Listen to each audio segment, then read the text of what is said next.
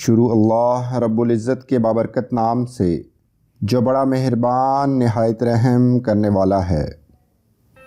دو طرح کی محبت انسان کو غمگین نہیں کرتی، ایک اللہ تعالیٰ سے اور دوسری اللہ تعالیٰ کے لیے کسی اور سے کی گئی۔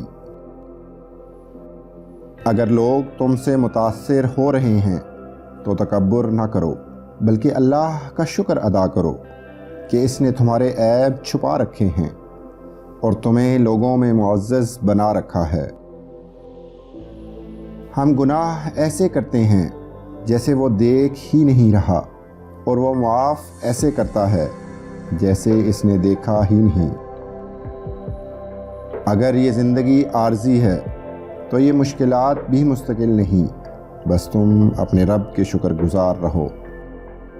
جو لوگ ٹوٹ جاتے ہیں اور اللہ کے آگے روتے ہیں تو اللہ انہیں پھر جوڑتا ہے اور پہلے سے بہتر اور مضبوط بناتا ہے۔ بے شک اللہ بہترین مصور ہے۔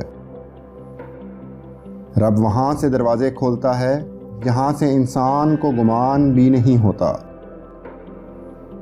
ایک ہی جملہ انسان کی تربیت کے لیے کافی ہے کہ اللہ دیکھ رہا ہے۔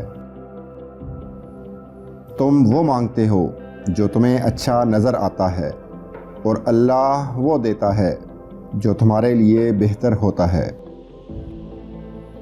وہ اللہ ہی تو ہے جو دل کی خاموشی کو بھی سمجھ لیتا ہے۔